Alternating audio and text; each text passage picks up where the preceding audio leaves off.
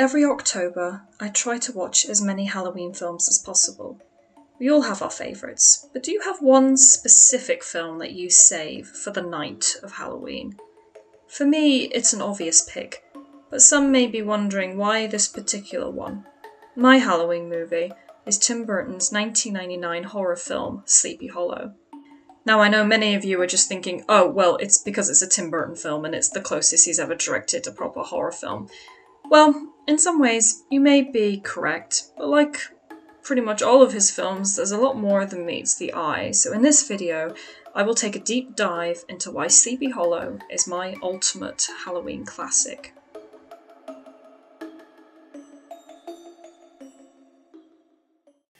Before we look at Sleepy Hollow, we need to look at the main inspiration behind the movie, which would be the horror films of Hammer. And to do that, we would need to have a little brief summary of the horror genre in cinema in general. See, I tend to think of that scene in Ed Wood when Ed meets Bella, drives him home, and they have a little conversation that goes like this. They don't want the classic horror films anymore. Today it's all giant bugs, giant spiders, giant grasshoppers. Who would believe such nonsense? The old ones were much spookier. They had castles and full moons. They were mythic. They had a poetry to them. Of course, the two were referring to the golden age of horror cinema, which began in the 1930s with, of course, the Universal monsters. Dracula, Frankenstein, the Invisible Man, etc., which were not only inspired by the Gothic literature, but also were influenced by the visuals of German Expressionism. If you want more information on that, I've made a whole video about Tim Burton and German Expressionism. However, as time went on, horror became more science fiction as it entered the atomic age due to audiences' reaction to the fears of nuclear war. So, as Bella puts it, giant bugs ruled the genre, which began the phrase B-movie. Forbidden Planet, Invasion of the Body Snatchers, The Thing from Another World, It Came from Outer Space were made, making the horror genre less gothic and more futuristic.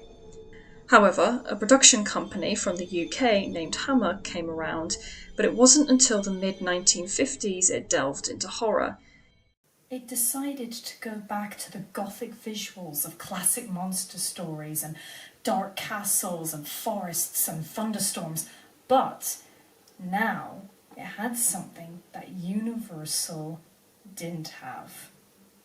Colour. They were able to use colour to make their films more vibrant and dramatic.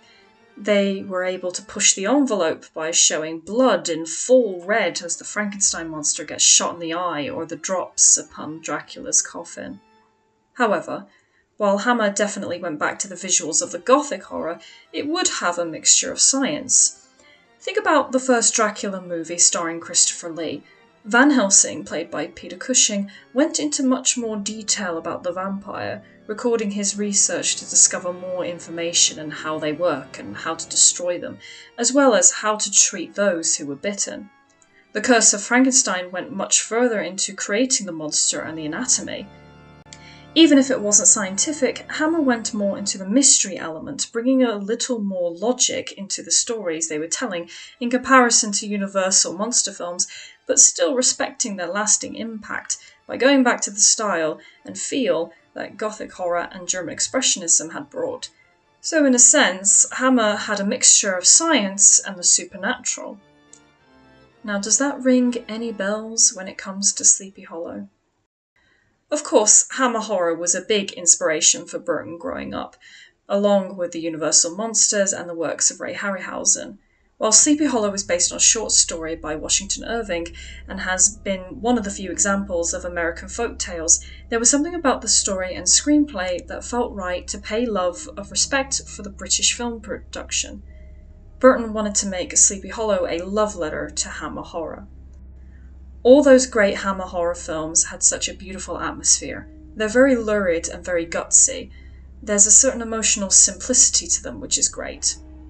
Another reason Burton was interested in the project was the idea of a character who was very much in his head versus a character with no head, therefore taking one extreme versus the opposite in a more visual sense.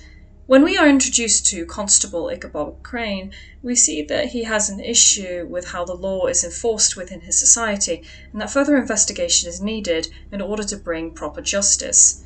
Something which the New York City police force ignores until it's reached their frustration, and they send Ichabod to a small town upstate named Sleepy Hollow to investigate murders by decapitation, and as Hammer horror legendary actor Christopher Lee puts it, he is put to the test. As Ichabod arrives in Sleepy Hollow, he already feels out of place due to this town being kept in the old traditional ways, and believes that the murders are due to a supernatural being known as the Headless Horseman. The richest man of the town, Baltus Van Tassel, tells the tale of the Hessian who enjoyed the violence of war with decapitation as his favourite method. However, he was caught, beheaded with his own sword, and buried in the western woods near the hollow. And so the citizens believe that he comes from the grave cutting off heads where he finds them. While Ichabod is shaken up by the story, he believes that it's just superstition. A great moment in my mind that showcases this is when the Reverend thrusts a Bible onto the table, stating it is the only book worth reading, and then Ichabod's response is placing his own book of his scientific research right on top. Already, Ichabod is out of place among the Hollow, particularly with the elders, and the personalities clash when another victim is found, Jonathan Masbeth. Only this time it is the reverse. Instead of the elders telling a supernatural story, it is Ichabod who brings his own inventions of forensic analysis, including the iconic glasses, with the onlookers being skeptical about these methods. Later on, when he realises he needs to perform an autopsy on another victim, the doctor is especially horrified by such emotion. So we can see the themes of science and fantasy clashing together with the residents of Sleepy Hollow and Ichabod, who pretty much feels alienated. However, the more time Ichabod spends in Sleepy Hollow, the repressed memories of his childhood emerge, where we discover his mother was into witchcraft, but his religious father killed her, leaving young Ichabod scarred, both physically and mentally, which led to his belief of reason and rationality. To quote, he is beaten down by reason. Burton has stated that he found the character interesting is that, while intelligent, he lives too much in his mind, not relating too much in the world around him. This relates to quite a few leading heroes in Hammer films, particularly those played by Peter Cushing. Depp used inspiration for his role from famous detective roles such as Basil Rathbone's Sherlock Holmes, but also from the leading roles in Hammer. I think back to characters such as Dr. Frankenstein, obsessed with creating his monster, finding the best body parts, or Van Helsing deep into his studies of vampires, that he comes across as closed off compared to the rest of the characters who are in emotional distress. Burton quoted, "There's a separateness about them. They're just doing their own thing. They're the lead in the movie, but they're like, I can't be bothered. I have got my work, my research. You see they're intelligent, but you don't really know what's going on with them. There's some mystery to who they really are." Of course, Ichabod is thrown in for a loop when he finally sees the Headless Horseman with his own eyes, let alone seeing him kill Magistrate Phillips. But the Headless Horseman is not the only element that makes Ichabod question his beliefs. Enter Katrina Van Tassel, daughter of Baltus Van Tassel, played by Christina Ricci, who has an interest in the supernatural and practices a bit of witchcraft herself. She even gifts Ichabod with a book her mother gave her all about spells, and while cynical, he accepts it with her asking to keep it close to his heart. Sleepy Hollow certainly draws inspiration from fairy tales and folktales. As I mentioned before, the original story created the few true American folktale. Even though I am from Britain, growing up I had heard of, or at least seen images of the Headless Horseman and immediately connected it to America. So while the characters at first glance seem to take the roles of your typical fairy tale, there is a twist to them. While Ichabod is seen as the hero, he doesn't really perform what would be considered heroic acts. If anything, he mostly faints and squirms when he is squirted with blood. While Katrina may seem like your typical damsel in distress, she plays a pivotal role of opening up Ichabod's mind to embrace the nature and supernatural. As I mentioned, she practices in witchcraft and is brave enough to go into the western woods, which the rest of the Hollow avoids, including its elders. She is more open and accepting than the townspeople. This is seen in her introduction, where she is playing a game blindfolded, and whoever she catches, she would give a kiss. As Ichabod first arrives making his way, he is picked, and yet, while a total stranger, Katrina still gives him a kiss.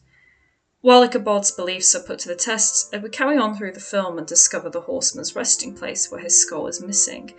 Therefore, it is confirmed that someone of flesh and blood has stolen the skull and is controlling the horseman to commit the murders. Later on, Crane discovers the huge conspiracy that the elders are involved by hidden documents and pieces together why the victims were targeted. So already, Ichabod is using his scientific methods, but now is understanding that supernatural plays a part and starts to become a little more open to the idea. For example, when the horseman attacks the church, he is the first one to notice that he cannot enter the perimeters being a holy place. However, a wrench is thrown into the mix when he finds out that Katrina has drawn a symbol on the church floor, which believes is the evil eye, i.e. someone who casts spells against people, and lo and behold, a number of deaths occur in the church. However, as he is giving up, decides to finally read the book of spells given by Katrina and discovers the true meaning of the symbol is really a protection spell for loved ones.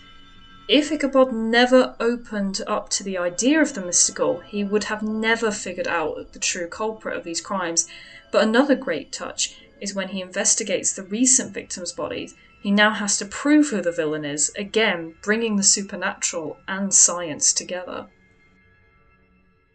The reason I keep referring to the idea and themes of the supernatural and science coming together is because, really and truthfully, this has been a theme for the horror genre from the very beginning. Think about the two most iconic horror novels that became Universal's and Hammer's most iconic films, Frankenstein and Dracula. While there is certainly science within Frankenstein, it was written as a cautionary tale of playing God and the fear of this unknown, almost unnatural creation becoming more intelligent than its creator.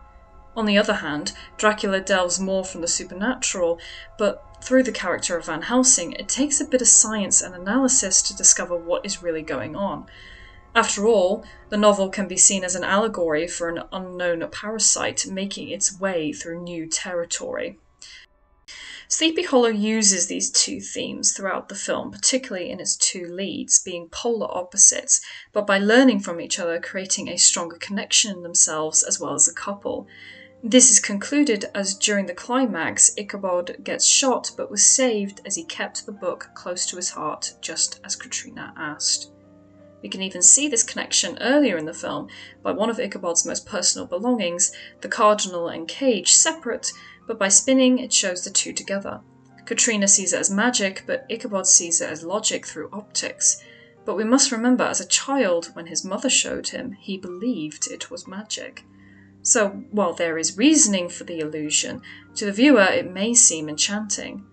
Sounds like the art of filmmaking when you think about it. There are so many elements and different components that it becomes this massive magic trick, but when it comes together, it can bring magic and wonder for the audience being immersed into the world that they're staring at through a screen.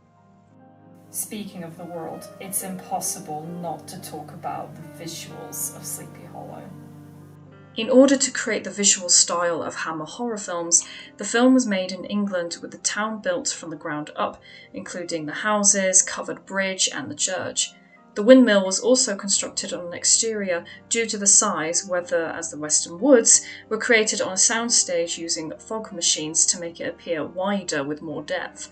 Creating both interior and exterior meant that the film could have a very surreal, dreamlike feel that, in my opinion, is the staple of classic horror since the beginning. To me, there are three golden ages of classic horror in cinema, and those were the expressionistic films from Germany of the 1920s, Universal monster movies of the 1930s, and Hammer horror starting in the mid-1950s. along with Roger Corman, who directed the Edgar Allan Poe films, with the majority of them starring Burton's hero, Vincent Price, and the films of Italian director Mario Bava, most notably Black Sunday. It is clear that Sleepy Hollow took inspiration from all these ages. The use of expressionism in the sets and camera angles, most notably the Tree of the Dead, elements seen in Universal such as the windmill referencing the climax of Frankenstein, the bold yet lurid colours, especially the blood from Hammer, and the smoke-filled forests of the Corman sets, and Black Friday with the surreal flashbacks and torture devices. No matter where you turn, from the writing, the acting, the visual style, the practical effects mixed with CG effects, even the score by Danny Elfman, it really is a love letter to classic horror. And that is why Sleepy Hollow is my ultimate Halloween classic. Anyway, I hope you guys enjoyed this video. Maybe you might watch Sleepy Hollow this Halloween, and hopefully you'll enjoy it.